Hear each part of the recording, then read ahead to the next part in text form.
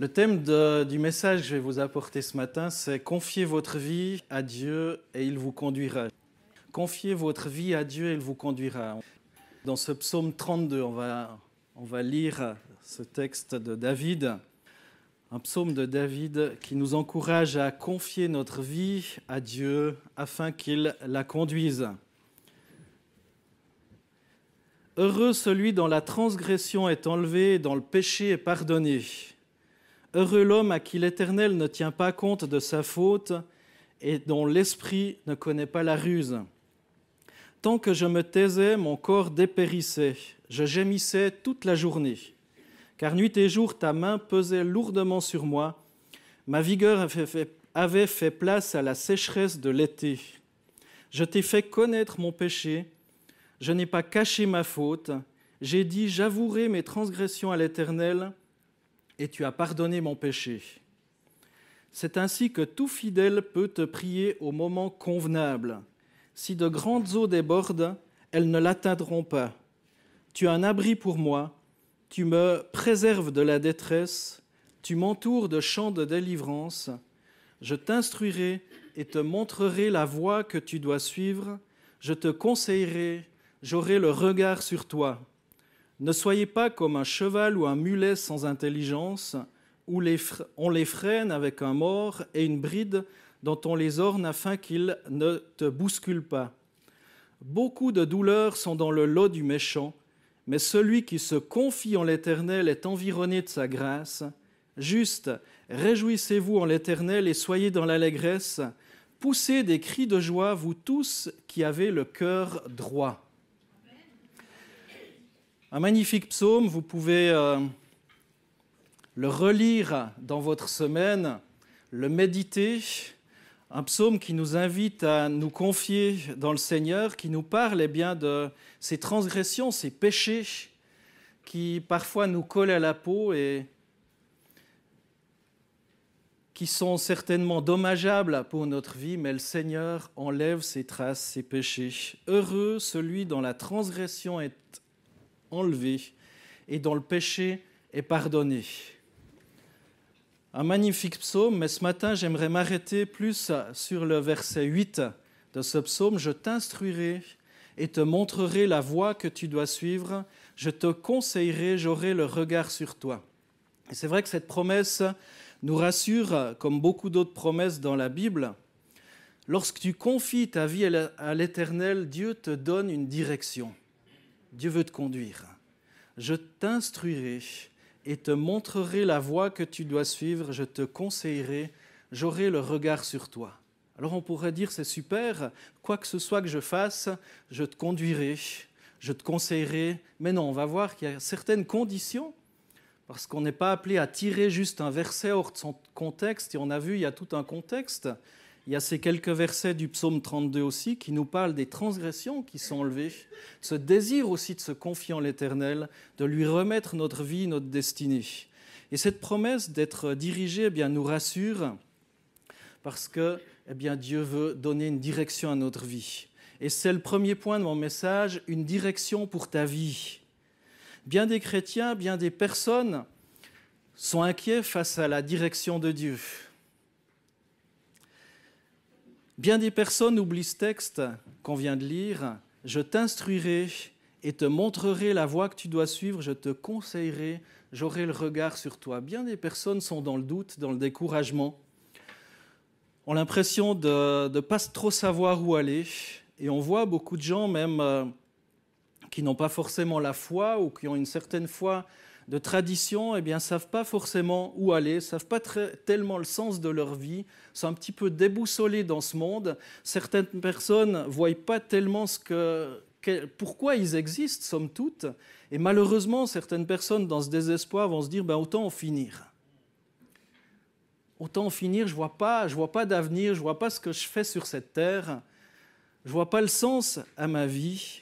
Mais la bonne nouvelle, en tournant nos regards vers Dieu, c'est que Dieu veut dire « Je t'instruirai et te montrerai la voie que tu dois suivre, je te conseillerai. » Combien on a besoin de conseils? Lorsqu'on est jeune, on a très rapidement envie de se démarquer de nos parents. On n'a pas tellement, leurs conseils sont ringards, ils sont vieux jeux, ils n'ont rien compris. Et en prenant quelques années en plus, on se rend compte qu'ils ont aussi traversé des choses dans la vie, que les choses qu'on a vécues, ils les ont peut-être aussi pour certaines vécues, à leur manière, dans un autre temps, et que leur conseil, il n'est pas si stupide que ça. Et c'est aussi peut-être pareil avec Dieu. On peut se dire, Dieu, de toute façon, il est au ciel ou quelque part, on ne sait pas trop où il est. Qu'est-ce qu'il peut me conseiller? De toute façon, il n'est pas comme moi, il ne pense pas comme moi. Qu'est-ce qu'il peut bien avoir à me dire? On va voir que c'est intéressant de se tourner vers lui et de l'écouter. Je t'instruirai et te montrerai la voie que tu dois suivre. Je te conseillerai, j'aurai le regard sur toi. Combien c'est rassurant d'avoir ce regard sur Dieu. Non pas un regard accusateur, où on va chercher à se cacher en disant si seulement Dieu ne me voit pas dans ce que je suis en train de faire là. Ce n'est pas de ce regard-là, je veux dire, mais un regard bienveillant, un regard d'amour. Alors il y a des conditions pour avoir cette direction dans notre vie. Pour être conduit, il faut être un enfant de Dieu, un chrétien né de nouveau, quelqu'un qui a véritablement donné son cœur, sa vie à Jésus-Christ. C'est difficile d'espérer avoir une direction de Dieu si de toute façon on n'a pas envie de croire en lui, on n'a pas envie de croire à son action, on n'a pas envie de calquer notre vie sur ce qu'il nous demande. Une condition, c'est d'être né de nouveau, de lui dire sincèrement, Seigneur, je prends conscience aujourd'hui de l'état de ma vie qui manque de direction et j'ai envie de te donner mon cœur, j'ai envie de te donner ma vie, j'ai envie de t'appartenir. Dans 1 Jean 5, verset 12, il est écrit « Car celui qui a le Christ a la vie, celui qui n'a pas le Christ n'a pas la vie. » C'est assez radical comme texte. On pourrait dire qu'il n'y a pas de chemin intermédiaire. C'est vrai. C'est vrai, celui qui a le Christ a la vie, celui qui n'a pas le Christ n'a pas la vie. C'est la Bible qui le dit. Dans Jean, l'évangile de Jean, chapitre 1er, verset 12, il est dit à tous ceux qui l'ont reçu, c'est-à-dire la parole de Dieu, la parole faite chair, Jésus-Christ, à tous ceux qui l'ont reçu, elle a donné le pouvoir de devenir enfants de Dieu, à ceux qui croient en son nom et qui sont nés non du sang, ni de la volonté de la chair, ni de la volonté de l'homme, mais de Dieu. La Bible affirme que si vous êtes fils de Dieu, vous êtes aussi conduit par l'Esprit de Dieu. Donc la première condition pour espérer avoir une direction dans notre vie, une direction qui conduit jusqu'à l'éternité, c'est d'être né de nouveau, c'est d'être un chrétien qui a confié sa vie en l'Éternel. Deuxième condition, c'est d'apprendre à aimer ce que Dieu aime. Au psaume 25, verset 4, il est dit « Éternel », c'est David toujours qui dit ça, « Éternel, fais-moi connaître tes voies, ou tes chemins, ou tes sentiers. Éternel, fais-moi connaître tes voies, conduis-moi dans les sentiers. » Conduis-moi dans ta direction, conduis-moi sur ton chemin, conduis-moi sur ce chemin de vie. Au psaume 27, verset 11, toujours David dit « Seigneur, enseigne-moi ta voie, conduis-moi dans le sentier de la droiture à cause de mes détracteurs. » Là encore, David, qui était un grand roi à l'époque, avait cette sagesse de dire « Mais Seigneur, conduis-moi dans le chemin de la droiture. » Parce qu'on sait bien qu'on peut vite tomber dans des espèces de compromis, des choses qui ne sont pas totalement droites, pas totalement fausses quand même, mais pas totalement droites.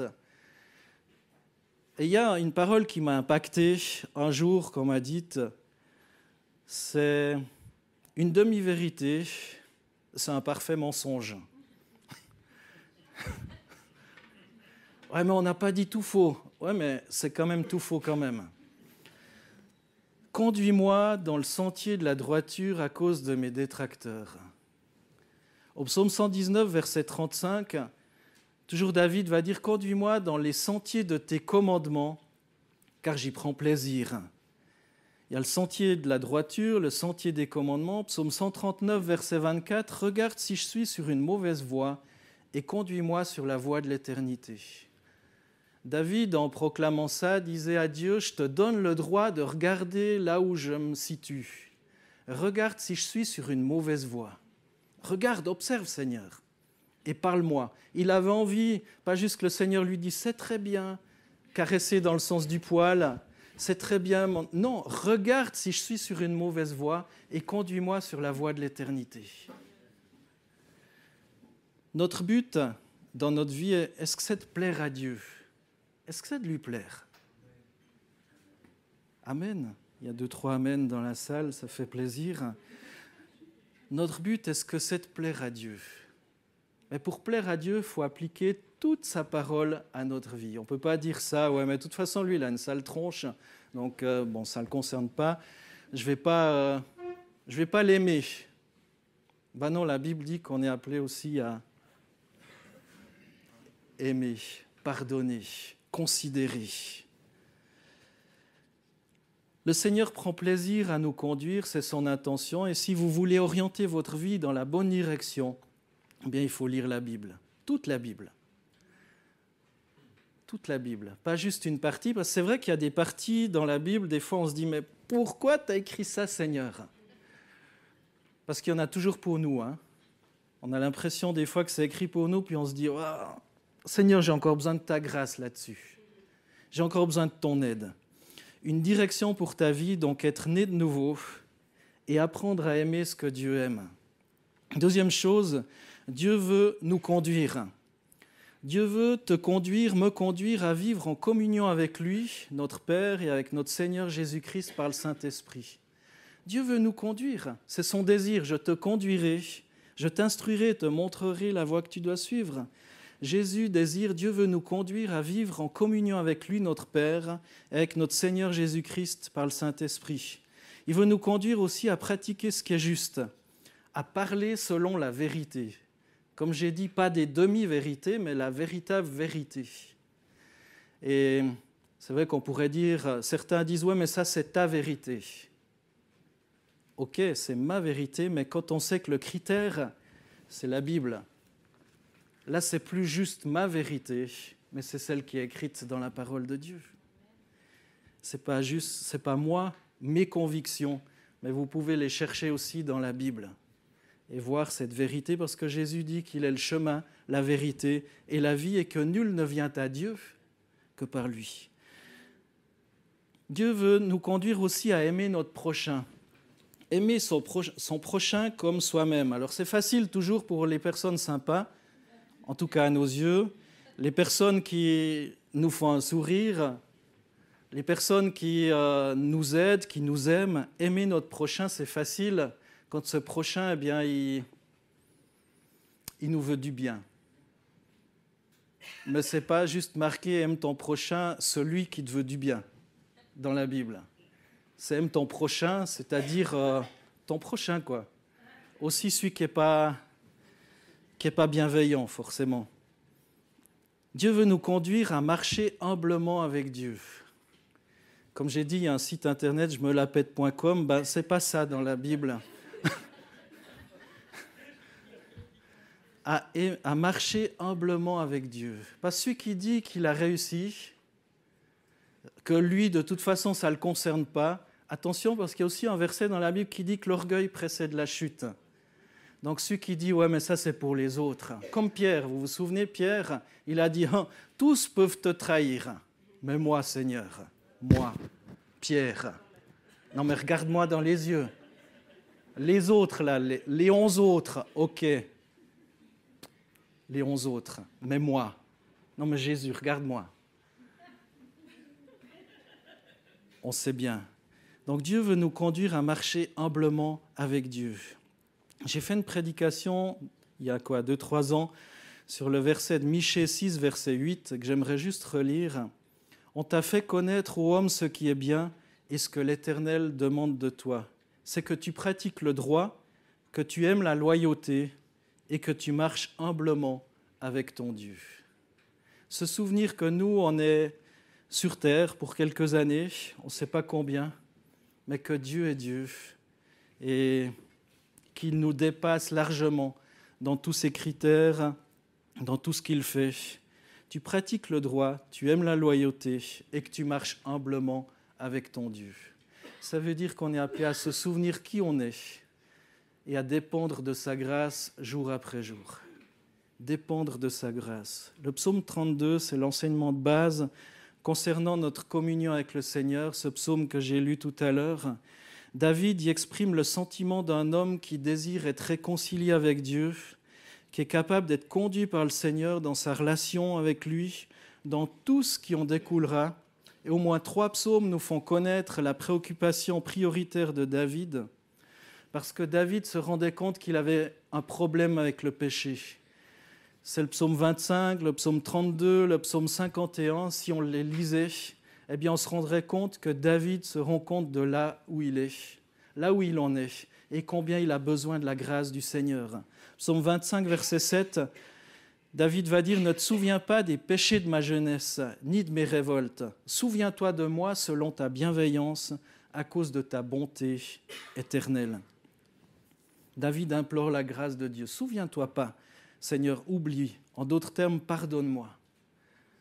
Pardonne ma faute. » Psaume 25, verset 11, « Pour l'amour de ton nom, ô Éternel, pardonne mon péché qui est si grand. » Au psaume 25, verset 18, « Vois ma misère et ma souffrance et pardonne tous mes péchés. » David avait conscience de la sainteté de Dieu et que pour se tenir devant lui, il avait besoin d'avoir sa vie honnête, claire, propre, purifiée, pardonnée. Le psaume 51, versets 2 à 6, il est écrit « Ô Dieu, fais-moi grâce conformément à ta bonté, conformément à ta grande compassion, efface mes transgressions. Lave-moi complètement de ma faute et purifie-moi de mon péché, car je reconnais mes transgressions et mon péché est constamment devant moi. J'ai péché contre toi seul, j'ai fait ce qui est mal à tes yeux. C'est pourquoi tu es juste dans tes paroles, sans reproche dans tes jugements. » Dans le psaume 51, David recherche le pardon auprès du Seigneur et il va dire « sa détresse est grande ». Parfois, on peut être dans une certaine détresse lorsqu'on se rend compte de ce qu'on a fait, de ce qu'on a été, de là où on est. Mais Dieu désire, et David désire non seulement le pardon, mais aussi la transformation de son cœur, la délivrance de sa nature pécheresse. Ce n'est pas juste de nous faire constater de là où on est, mais il y a une solution. Il y a une solution. Et cette solution, elle se trouve en Jésus. C'est son pardon. Versets 10 à 12 du psaume 51, « Ô Dieu, crée en moi un cœur pur. » David va dire, maintenant j'en ai marre de pécher constamment. Et David va dire, « Ô Dieu, crée en moi un cœur pur. Renouvelle en moi un esprit bien disposé. Ne me rejette pas loin de ta face, ne me retire pas ton Esprit Saint. Rends-moi la joie de ton salut et qu'un esprit de bonne volonté me soutienne. » Je crois ce matin que plusieurs personnes ont besoin de retrouver la joie du salut. Plusieurs personnes ont besoin de se souvenir, mais que vous êtes graciés, vous êtes sauvés. Et on peut véritablement être dans la joie. Est-ce que vous êtes encore dans la joie parce que vous êtes sauvés? Ou bien c'est comme ça, parle, cause toujours la Bible. Est-ce qu'on est blasé? Est-ce qu'on est blasé de ce salut? David disait, voilà, je suis blasé peut-être, mais rends-moi la joie de ton salut. Rends-moi la joie de ton salut et qu'un esprit de bonne volonté me soutienne. Dans le psaume 25, David prie et demande à Dieu son aide afin d'être conduit dans la vérité. « Éternel, fais-moi connaître tes chemins, enseigne-moi tes voies, fais-moi cheminer dans ta vérité et instruis-moi, car tu es le Dieu dans mon salut. En toi j'espère tous les jours. » David souffre véritablement de sa nature pécheresse, des difficultés à surmonter cette nature. David voulait marcher dans les voies de Dieu. Et je crois que beaucoup de personnes désirent marcher dans les voies de Dieu. Mais comme David, eh bien, on a besoin d'être changé. On a besoin d'avoir un cœur pur, non seulement pardonné, purifié et lavé. Un cœur docile, disposé à faire la volonté de Dieu. Peut-être là, vous dites cette fois, ça y est, je veux faire la volonté de Dieu. Mais aussi demain, après-demain, parce qu'on a tendance à oublier. Et c'est pour ça que c'est important de se tourner vers la parole de Dieu, de prendre le temps. Dimanche passé, on a été exhortés aussi au travers d'une prière, une parole de sagesse aussi, à prendre le temps. Parfois, eh bien, ça nous demande d'enlever certaines choses. Ce n'est pas forcément des choses mauvaises, Mais pour prendre le temps, eh bien, des fois, on a besoin d'arrêter de faire certaines choses pour prendre le temps avec Dieu, avec Jésus, pour l'écouter. Un cœur disposé, docile à faire la volonté de Dieu. David avait besoin du soutien de l'Esprit de Dieu parce qu'il avait décidé de marcher dans des voies saintes et pures. David connaissait aussi ce qui nous préoccupe tous, du moins si on a le désir de plaire à Dieu. Mais il n'y a pas que David. L'apôtre Paul s'exprime aussi dans le chapitre 7 des Romains, au verset 18. David va dire « Ce qui est bon, je le sais, n'habite pas en moi, c'est-à-dire dans ma chair. J'ai la volonté, mais non le pouvoir de faire le bien. » Est-ce qu'il était déprimé? Est-ce qu'il était découragé? Peut-être face à sa nature humaine. Mais il n'est pas resté à ce constat. Il savait que Dieu voulait l'aider. Sa chair n'était pas capable, mais son Dieu était capable de le rendre fort. David soupire à Dieu, vers Dieu, et il dit « Du bout de la terre, je crie à toi, le cœur abattu, conduis-moi sur le rocher trop élevé pour toi. » Conduis-moi. Il savait que son Dieu était capable de le conduire. David avait conscience de la sainteté de Dieu. Et il avait besoin, il le savait clairement, pour jouir pleinement de sa conduite, de sa direction, de son amour, de sa présence, eh bien d'être conduit vers cette sainteté, d'être conduit sur ce rocher trop élevé pour lui. Alors la direction divine repose sur un fondement spirituel et on va voir, c'est le dernier point. On a vu qu'on est appelé à avoir une direction pour notre vie. Ça, c'est une bonne chose. On a vu aussi que Dieu veut nous conduire. Mais on va voir pour terminer le fondement spirituel du chemin à suivre. Quel est le fondement? Comment y arriver en d'autres termes? Dans Matthieu 6, 31 à 34, il est écrit, c'est Jésus qui va dire ça. « Ne vous inquiétez donc pas en disant « Que mangerons-nous » ou « Que boirons-nous » ou « De quoi serons-nous vêtus » car cela, ce sont les païens qui le recherchent. Or, votre Père céleste sait que vous en avez besoin. Cherchez premièrement son royaume et sa justice, et tout cela vous sera donné par-dessus. Ne vous inquiétez donc pas du lendemain, car le lendemain s'inquiétera de lui-même. À chaque jour suffit sa peine. Ce verset 33, c'est aussi le titre d'un chant qui a pris de l'âge, mais la parole de Dieu n'a pas pris de l'âge. Cherchez premièrement son royaume et sa justice, et tout cela vous sera donné par-dessus. Il y a une clé là-dedans. Recherchez la volonté de Dieu. Jésus enseigne à se préoccuper premièrement de plaire à Dieu. On a envie de plaire à plein de monde, à ses amis. On a envie de ne pas se payer la honte face aux collègues de travail. On a envie de faire notre mieux face aux enseignants si on est à l'école ou à des élèves si on est enseignant. On a envie et on fait tous nos efforts. Vous pouvez mettre dans toutes vos situations de vie, vous faites tous vos efforts pour plaire, en tout cas pour être accepté, pour être quelqu'un qui est reconnu. Mais est-ce qu'on fait les mêmes efforts pour plaire à Dieu?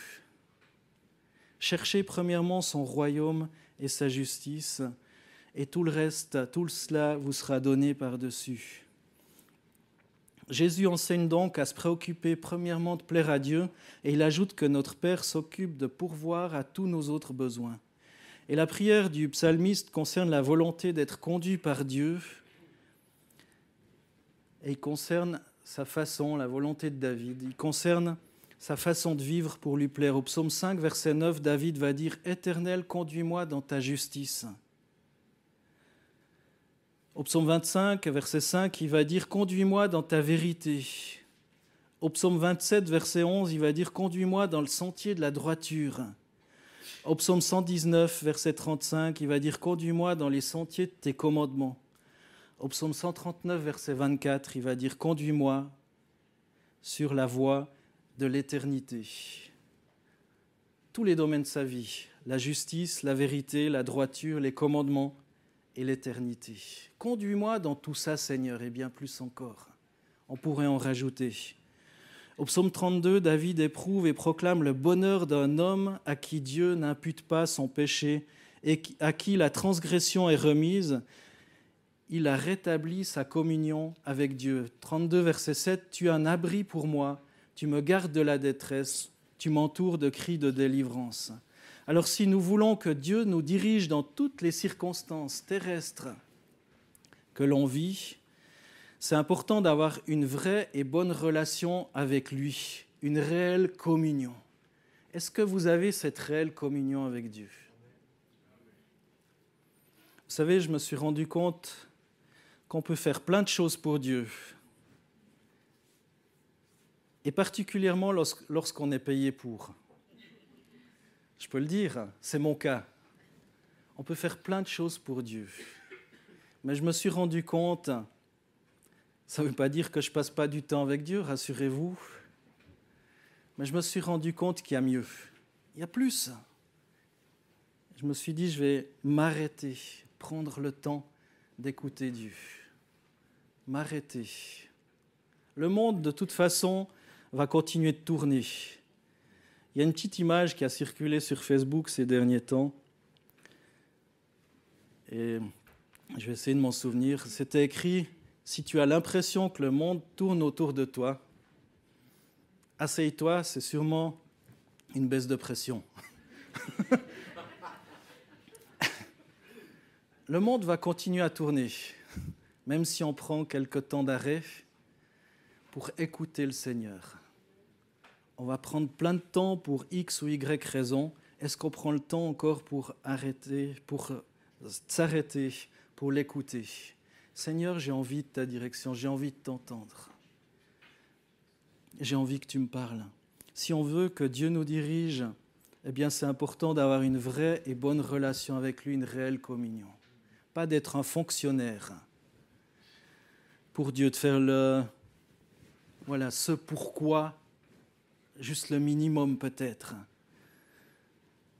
C'est important aussi de se laisser conduire par le Saint-Esprit dans votre vie d'enfant de Dieu, dans la sanctification, dans l'amour avec nos frères et sœurs, dans la foi et de disciples de Christ dans le monde. Se laisser conduire dans tous les domaines par le Saint-Esprit.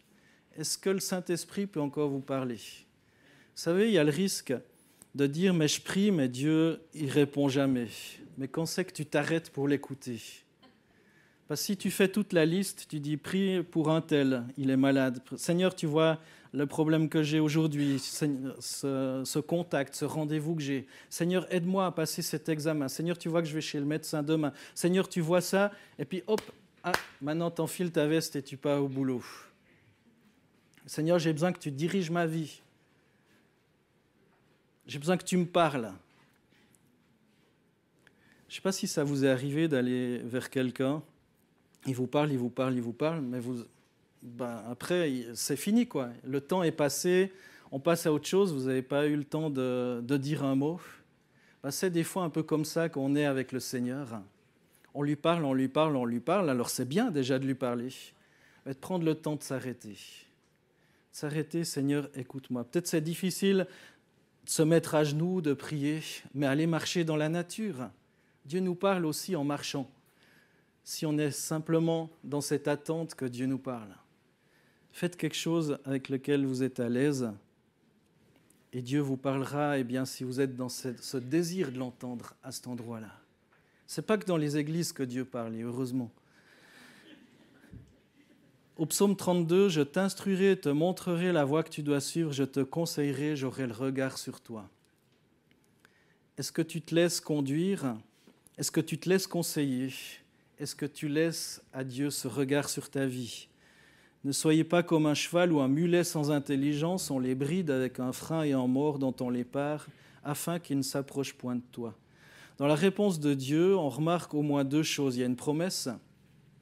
Dieu promet de conduire son serviteur par son conseil, ses instructions, une direction, sa protection.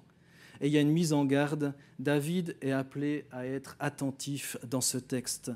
Et les exemples cités dans les Écritures de ceux qui ont été conduits par Dieu concernent souvent l'accomplissement des plans de Dieu. Abraham a été conduit par Dieu. Moïse a été conduit par Dieu. Joseph a été conduit par Dieu. Philippe, dans le Nouveau Testament, a été conduit par Dieu. Pierre, Ananias, Paul, etc. est-ce qu'on est conduit aussi par Dieu? On peut placer notre confiance en Dieu, notre Père céleste, qui veille sur nous et prend soin de nous, qui désire diriger notre vie à chaque instant. Pas juste pour notre bien. Seigneur, aide-moi à réussir, fais ceci, fais cela. Puis finalement, c'est un Dieu bonbon, quoi. Tu mets ta pièce de 5 francs dans l'automate, et puis hop, tu as ta boisson qui sort. Est-ce qu'on ne considère pas des fois Dieu comme ça? Distributeur à bénédiction. 1 Pierre 5, 7, déchargez-vous sur lui de tous vos soucis, car lui-même prend soin de vous. Psaume 32, verset 8, inspiré par l'Esprit Saint, David dit clairement que Dieu se préoccupe de la manière dont on vit.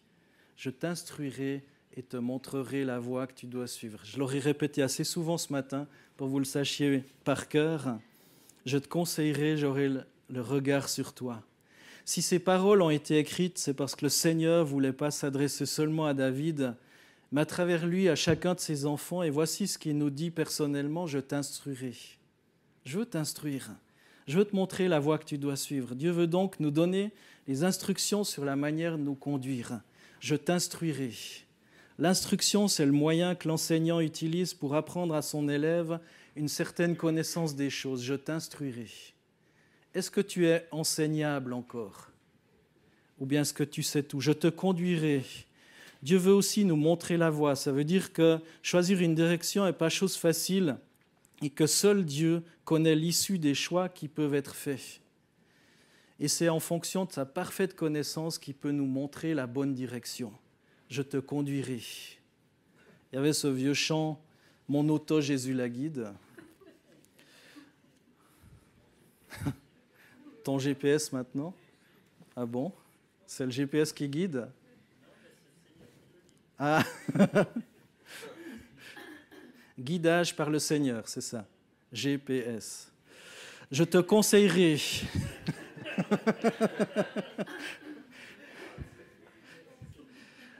Je te conseillerai. On est souvent entouré de nombreux conseillers. Je te conseillerai.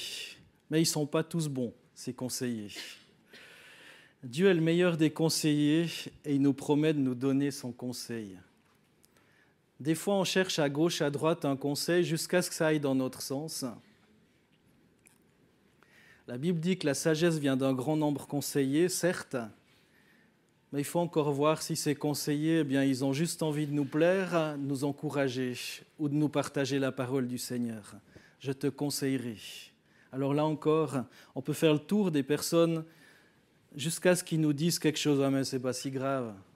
Vas-y quand même. Allez, tout le monde le fait de toute façon. On oublie que tout le monde le fait, c'est pas forcément en accord avec ce que Jésus l'a dit ou Dieu l'a dit. Et finalement, je veillerai sur toi, j'aurai le regard sur toi, sous-entendu, je veillerai sur le bon déroulement des choses pour lesquelles je t'instruis, te dirige et te conseille. Je vais terminer ce message en vous rappelant une énième fois ce verset 8 du psaume 32. « Je t'instruirai et te montrerai la voie que tu dois suivre. Je te conseillerai, j'aurai le regard sur toi. » Dieu donne une direction pour ta vie. Comme le GPS. Moi, des fois, je me dis non, là, il se trompe, je vais ailleurs. Alors souvent, c'est moi qui me trompe, je me rends compte. Dieu donne une direction pour ta vie.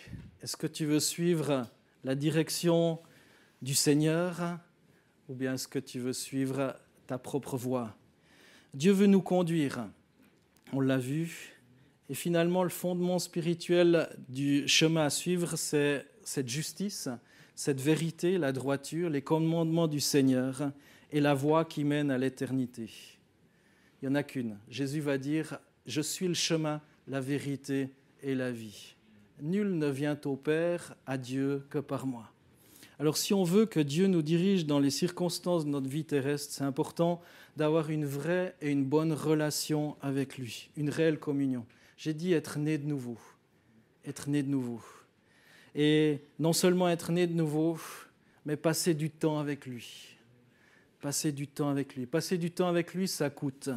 Peut-être de se priver de certains loisirs qui ne sont pas forcément néfastes ni mauvais, mais simplement ça bouffe ton temps. Et ça demande de se laisser conduire par le Saint-Esprit dans notre vie d'enfant de Dieu. Et ça passe par la sanctification, l'amour avec nos frères et sœurs dans la foi et la vie de disciple de Christ dans le monde. Un disciple, c'est celui qui suit l'enseignement de son maître. Est-ce qu'on veut tout ça ce matin? Si on veut être dirigé par Dieu, eh bien, il faut prendre le temps. Le temps de lui laisser nous parler, mes frères et sœurs. Le temps. Quand c'est que vous avez passé un bon temps de qualité avec Dieu pour la dernière fois? Pas juste un bon message dans une grande convention, une grande réunion. Quelqu'un a prié pour vous, vous avez senti peut-être la présence palpable de Dieu à ce moment-là. Mais seul, quand vous êtes entré dans votre chambre ou en marchant dans la nature seul avec le Seigneur, quand c'est que vous avez ressenti, vécu un bon temps de cœur à cœur avec le Seigneur et que vous avez eu l'impression que Dieu vous parlait? Vous savez, je crois en la prophétie parce que la Bible en parle et c'est important pour donner des impulsions. C'est important pour donner des impulsions, pour montrer parfois là où on est, pour aller un peu plus loin. C'est important d'aller dans des conventions où peut-être on va vous impacter, prier pour vous, vous donner une parole de connaissance, de révélation. Mais si ça s'arrête là, si Dieu vous parle qu'au travers des autres, eh bien votre vie spirituelle, c'est une vie misérable. Parce que Dieu veut vous parler directement dans ce cœur à cœur. Quand c'est la dernière fois que vous avez sincèrement écouté le Seigneur? Sincèrement, pris du temps, dit je bloque une demi-journée ou une journée, je prends le temps. Pas 5 minutes avec le café sur la tête, c'est important ces 5 minutes et je ne les méprise pas, j'en ai besoin aussi. Mais dire Seigneur, je te donne le temps de me parler. Mon temps aussi, il t'appartient. On passe souvent avec un panier d'offrandes et les gens peuvent mettre de leur argent. C'est super, merci pour votre soutien pour l'Assemblée. Et c'est important, la Bible parle aussi de cet aspect-là des finances. Mais ce que Dieu veut par-dessus tout, c'est bien plus que nos finances. C'est votre cœur, c'est votre vie. Et on pourrait quasiment se mettre dans le panier de l'offrande puis dire « Seigneur, je te donne ma vie. Je te donne ma vie. Je me mets, c'est moi, j'ai peut-être rien à t'offrir. J'ai peut-être rien à t'offrir, mais je me place dans le panier de l'offrande. Je te donne mon cœur, je te donne ma vie, Seigneur. » Amen. Je ne vais pas faire un message bis. Je propose de vous prier, de vous lever, pardon. De vous lever. C'est le moment que j'arrête, je ne sais plus parler. De vous lever et si vous voulez aller dans ce panier, dire Seigneur, c'est vrai, j'ai peut-être eu les moyens de donner à l'offrande. Peut-être que je le fais comme ça parce que c'est bon. Mais Seigneur, ce matin, je prends conscience que tu veux aussi ma vie. Et j'ai envie de te donner ma vie, Seigneur. J'ai envie, Seigneur, que tu m'instruises, que tu me montres la voie à suivre, que tu me conseilles, que tu aies le regard sur moi. Si c'est ton désir ce matin, exprime-le à Jésus. Dans ton cœur maintenant, c'est entre toi et Jésus. Ce n'est pas pour faire plaisir au pasteur. Tu n'as même pas besoin de lever la main. C'est entre toi et Jésus. Seigneur Jésus, tu vois ceux qui ont fait ce choix dans leur cœur, dans le secret de leur cœur maintenant, de se donner à toi, qui se rendent compte qu'ils ont peut-être une vie spirituelle au travers des autres. Peut-être c'est une révélation pour plusieurs que tu as envie de leur parler directement. Peut-être même qu'ils se sentent indignes de ce que tu leur parles. Ou ils ont peur justement que tu leur parles parce qu'ils ont peur parce qu'ils connaissent déjà la réponse en fin de compte. Ils savent qu'il y a peut-être un péché ou il y a peut-être quelque chose à rectifier dans leur vie. Mais Seigneur, ce matin, tu nous parles aussi et tu nous montres au travers de ce psaume 32 bien que tu es un Dieu de grâce, qui pardonne, qui purifie et qui a envie de nous libérer. Béni soit ton nom, Seigneur Jésus, pour ta grâce.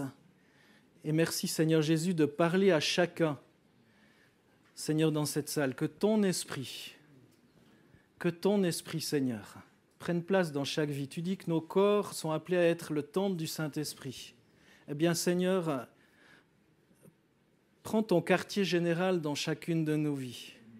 Fais de nos vies, Seigneur, un lieu d'habitation pour ta présence.